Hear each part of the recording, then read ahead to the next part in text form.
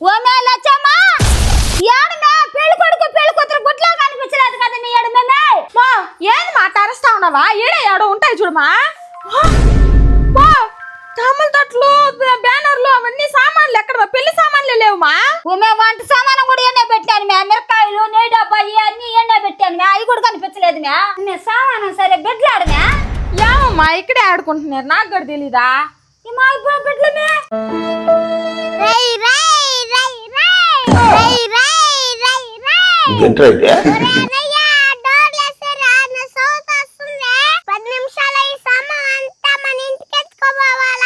అమ్మ బాబాయ్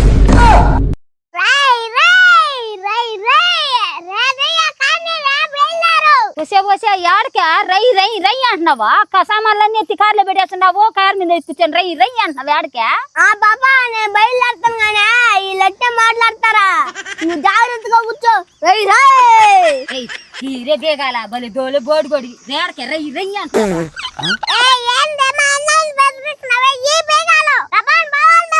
అమ్మే ఏడున్నాయి అమ్మే పెళ్లి గుడ్లన్నీ అమ్మే.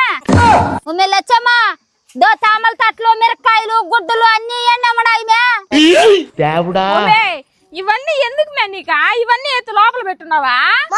రేపు నా పెళ్లికి అన్న పెళ్లికి ఏం చేస్తావా? డబ్బులు ఉన్నాయి మనం కొనుక్కునేదానికి. వచ్చాయి ఎప్పుడో 20 సంవత్సరాల తర్వాత జరగబోయే దానికి ఇప్పటి నుంచే దోసుకోవాలి మాది మీరా.